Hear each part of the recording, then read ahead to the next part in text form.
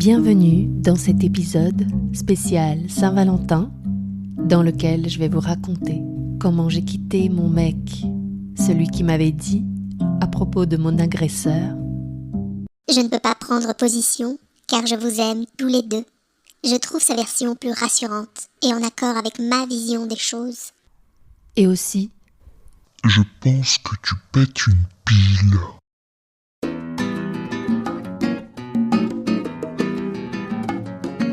À cœur ouvert, épisode 5, la fin de l'amour.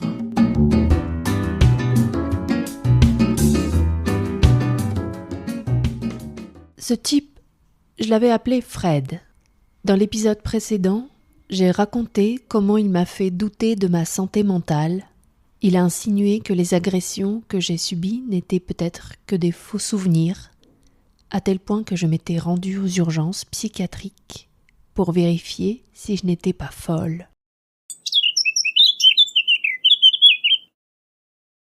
Et comme je l'ai raconté, les médecins m'ont dit que je ne présentais aucun symptôme de phase maniaque, ni de psychose, ni de trouble de la personnalité. Heureusement qu'il s'est trouvé des gens pour affirmer que la folle, c'était pas moi, que c'était Fred le problème, que c'était un mec en carton et que je ferais mieux de le virer de ma vie. Le truc, c'est que c'est pas si facile. Je kiffais trop ce mec. On s'entendait trop bien. On avait des discussions vachement profondes. Je lui avais présenté mon fils et lui a même offert ses jouets de quand il était petit. C'est pas rien ça. On s'engueulait jamais. C'était que du bonheur. Il ne me critiquait jamais. Il ne s'énervait jamais. Je sentais qu'il prenait en compte mon bien-être. Avec lui, je me sentais aimée, importante. Je me sentais comprise et respectée. Bon, il y avait quelques red flags quand même. Déjà, une fois, il m'avait giflé. Bon, c'était il y a 17 ans. Je crois bien que j'avais pris le volant quand j'étais ivre. J'avais eu une conduite vraiment suicidaire ce jour-là. Et il m'avait giflé pour me ramener à la raison en quelque sorte. Et une fois, il avait fait pareil avec son ex. Il m'a dit qu'il lui a mis une gifle parce qu'elle s'automutilait. Quand il m'a raconté ça, j'avais un peu tilté quand même. Je me suis fait la réflexion que quand quelqu'un est en train de se faire du mal, c'est peut-être pas la bonne attitude à avoir que de lui faire encore plus mal. Aussi, il disait que son ex avait subi un viol, mais qu'elle s'en servait comme prétexte pour excuser son manque d'enthousiasme dans les rapports sexuels. Il disait qu'elle se complaisait dans ses traumas. Et le jour où il m'a dit ça, je lui avais dit « Tu sais Fred, toutes les femmes ont subi un viol ou au moins un type de violence ou d'agression sexiste ou sexuelle. » Ce jour-là, j'étais prête à lui parler de mon histoire. Mais il n'a rien dit. Il m'a pas posé de questions. Il m'a pas demandé de développer. Alors je me suis tue. Et ce n'est que bien plus tard que j'ai trouvé la force de lui raconter ce qui m'était arrivé à moi. Mais ça s'est pas passé comme j'avais prévu, hein. L'autre red flag, c'est que Fred, c'était un tox. Mais un tox fonctionnel, hein. Depuis 20 ans que je le connais, il a jamais arrêté de se droguer. Pourtant, il a fait des études et il a un bon travail, un bon niveau de vie. Je sais pas comment il fait. C'est un drogué fonctionnel et un alcoolique fonctionnel. Bon, physiquement, ça se voit, hein. Mais moi, je me disais, non mais ça se fait pas de juger sur le physique. Et puis quand t'aimes une personne, tu la prends entièrement, avec tous ses problèmes. C'est suicidaire de vouloir guérir quelqu'un qui a des addictions. Alors, j'essayais pas de le faire décrocher. Juste, je ne le lui mettais pas dans la face. Je le soutenais, simplement. Et je lui disais que le jour où il voudrait décrocher, je le soutiendrai aussi. Vous vous dites peut-être que c'est mesquin de ma part de balancer ça, comme ça, dans ce podcast, comme une sorte de vengeance. Et oui, il y a une part de vengeance, parce que je ne le laisserai pas maîtriser le récit de ce qui s'est passé. Mais surtout, je trouve ça abusé qu'ils me disent que je suis folle, alors que le gars est imbibé d'alcool et de drogue en permanence.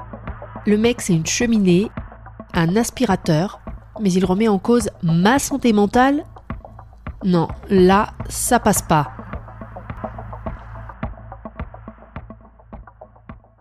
Donc, après ce que j'ai raconté dans l'épisode 2 de ce podcast, celui intitulé « Mon mec en carton », les jours passent.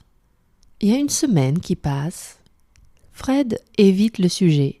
Et moi, j'ai peur de le relancer parce que je sens qu'il ne me croit pas à fond. En fait, si, il me croit, parce que l'agresseur lui-même a admis les faits.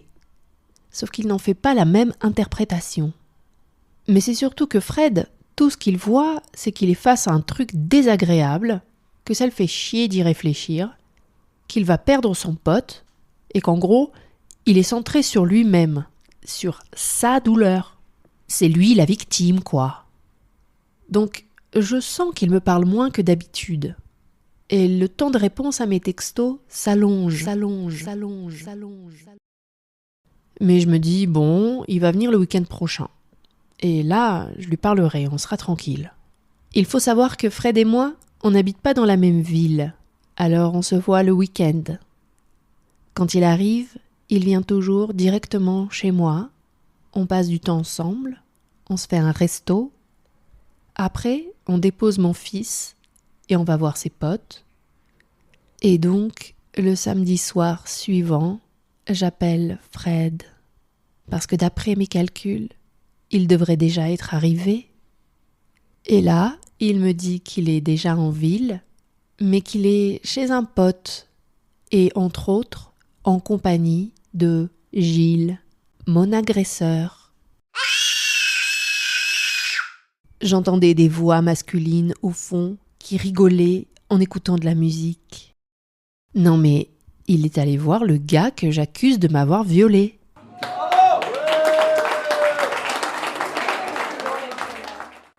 Donc en fait, Fred, il est arrivé en ville et la première chose qu'il a fait, c'est d'aller fumer des joints et boire des bières avec mon violeur. Mais qui fait un truc comme ça ? Comment tu peux vivre après ça ?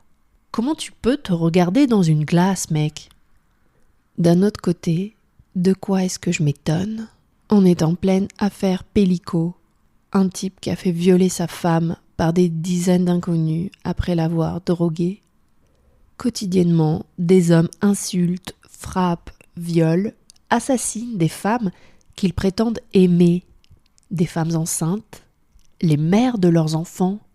Je viens de voir passer un article sur un homme qui a non seulement tué sa femme, une ancienne Miss Suisse avec qui il avait 2 enfants au passage, mais en plus, le mec l'a démembré, il a prélevé son utérus et il a passé tout le reste de son corps au mixeur pour le réduire en purée. Et le mec a dit qu'il a fait ça en légitime défense. Mais what ? En France, il y a déjà eu une dizaine de féminicides par conjoint depuis le début de l'année. Ça fait 6 semaines, hein. Alors, qu'un mec doute de ma parole dans une histoire de viol, non mais vraiment, de quoi je m'étonne ? Bon là, il y a forcément un champion qui va dire « Ouais, mais les femmes qui battent leur mari, ça existe aussi, hein ?» Bah oui, mais faudrait pas que ce soit l'arbre qui cache la forêt.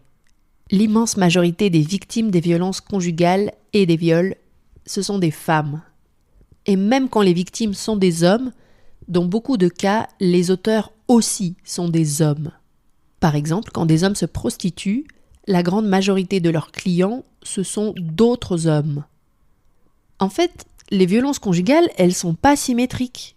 Et de manière générale, quand on dénonce une injustice et que quelqu'un détourne le récit pour dire que les agresseurs sont aussi des victimes, ça s'appelle du gaslighting.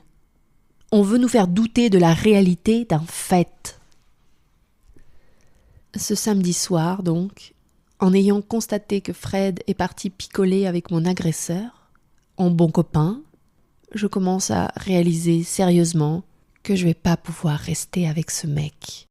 Même si je l'aime encore, les émotions, ça part pas comme ça. Mais quelque part, ma déception et le sentiment de trahison que je ressens sont proportionnels à l'amour que j'avais pour cette personne. Je m'étais fait tout un film, mais à ce stade, c'est une question de survie psychique. Je peux pas laisser passer ça. Sinon, je me mépriserai. Ça va à l'encontre de tout ce en quoi je crois, ce pourquoi je milite, ce que je dénonce dans mes livres. Si je continue cette relation, je ne pourrai pas me respecter.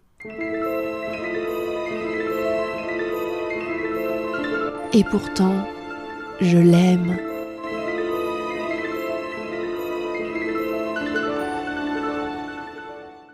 Mais heureusement pour moi, Fred va m'aider à franchir le pas de la rupture. Parce que la semaine suivante, je vais porter plainte. Et quand il apprend ça, il pète un câble. Parce que là, il comprend que je plaisante pas. Et clairement, il se chie dessus. Parce que Fred, il est parano. Il croit toujours que le gouvernement en a après lui, à cause de sa drogue. Donc en fait, on va pas chez les flics. Point. Quoi qu'il arrive, on s'adresse pas à eux. Donc encore une fois, il ramène tout à lui. Il me redit que je suis une psychopathe, que je fais exprès de raconter des horreurs pour le torturer, que je lui ai brisé le cœur, alors qu'il a rien à voir dans tout ça, que depuis le début j'ai été fake, que j'ai pas été sincère, et qu'en fait, ça se fait pas de sortir avec un ami du gars qui t'a violé. J'aurais dû m'ostraciser, quoi, me mettre à l'écart. J'aurais dû disparaître. Ça arrangerait tout le monde. Et là, c'est moi qui pète un câble. Et je lui dis tout ce que je pense. Je lui dis que c'est un lâche, un traître. Je lui dis que je le méprise et que je n'ai aucune leçon de santé mentale à recevoir de la part d'un drogué alcoolique. J'assume chaque mot que j'ai dit. Je suis choquée, j'ai mal, je ne comprends pas, mais je ne reculerai pas. J'ai rien fait de mal. J'ai pas à m'excuser. La seule chose qui me fait honte, c'est lui. Après ça, pendant quelques jours, il y a encore eu des échanges de textos rageux. En me réveillant, je trouvais des pavés entiers d'insultes et de calomnies que je lisais en diagonale. Fred m'écrivait que j'étais vraiment horrible, que j'étais un monstre, qu'il avait raison d'avoir peur de moi. Il me disait « Bon, maintenant, ne me parle plus jamais, je vais te bloquer, laisse-moi tranquille. » Et quelques heures après, je recevais un nouveau pavé. Heureusement, j'avais mes amis. Je leur partageais les captures d'écran de tout ça et on riait. Et puis, ça a cessé. Et dans le silence, dans l'espace libre qui s'est fait autour de moi, je me suis retrouvée. J'ai retrouvé l'envie de faire des choses créatives. Je me suis recentrée sur moi-même. Je me suis dit, je devrais faire un podcast, tiens. Le message que je veux faire passer, c'est que dans ce genre d'histoire, il n'y a pas d'option neutre. Vous pouvez pas dire « Non mais moi je veux pas me mêler de ça, je suis extérieur à ça, ça me concerne pas, ça me regarde pas, je veux pas prendre position. » Parce que dire ça, c'est de fait prendre le parti de l'agresseur. Et c'est une violence supplémentaire infligée aux victimes. Ce sont des sujets qui concernent tout le monde, la société entière. Dans le cas de viol et de violence conjugale, toute la société doit se mobiliser pour foutre la honte et ostraciser les agresseurs et soutenir collectivement celles et ceux qui les dénoncent. Et l'autre message que je voudrais faire passer, il s'adresse aux victimes. Si vous avez subi des violences ou que vous êtes dans une relation où votre souffrance n'est pas reconnue, où vous n'êtes pas pleinement soutenu, il ne faut pas rester là-dedans.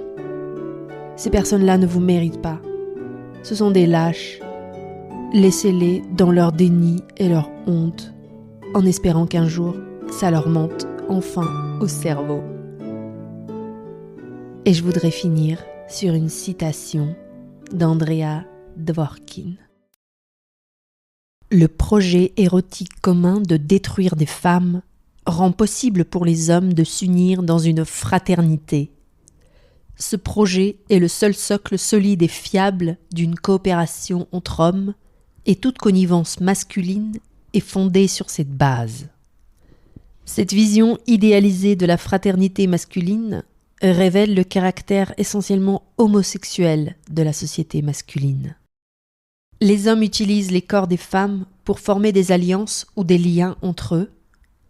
Les hommes utilisent les corps des femmes pour acquérir un pouvoir identifiable qui attestera de l'identité masculine aux yeux des autres hommes. Nous croyons vivre dans une société hétérosexuelle parce que la plupart des hommes sont obsédés par les femmes en tant qu'objets sexuels. Mais en fait, nous vivons dans une société homosexuelle masculine parce que toutes les transactions crédibles de pouvoir, d'autorité et d'authenticité ont lieu entre hommes. Les hommes sont réels. Par conséquent, toute relation réelle n'existe que entre hommes. Toute communication réelle n'existe qu'entre hommes. Toute réciprocité réelle n'existe qu'entre hommes. L'hétérosexualité, qui peut être définie comme la domination sexuelle des hommes sur les femmes, est comme un gland d'où grandit le puissant chêne de la société homosexuelle masculine. Une société d'hommes gérée par et pour les hommes. Une société dans laquelle la positivité de la communauté masculine est réalisée par le biais de la négation des femmes, par l'annihilation de la chair et de la volonté des femmes. Andrea Dworkin, La cause première, discours au MIT à Cambridge, septembre 1975.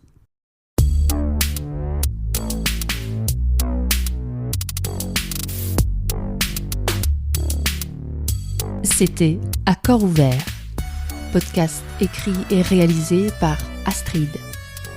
Si vous avez apprécié ce podcast, abonnez-vous, partagez-le et parlez-en. Et n'oubliez pas de mettre des étoiles dans Spotify. Si vous voulez me soutenir pour la suite de mon travail, offrez-moi un café via Ko-fi.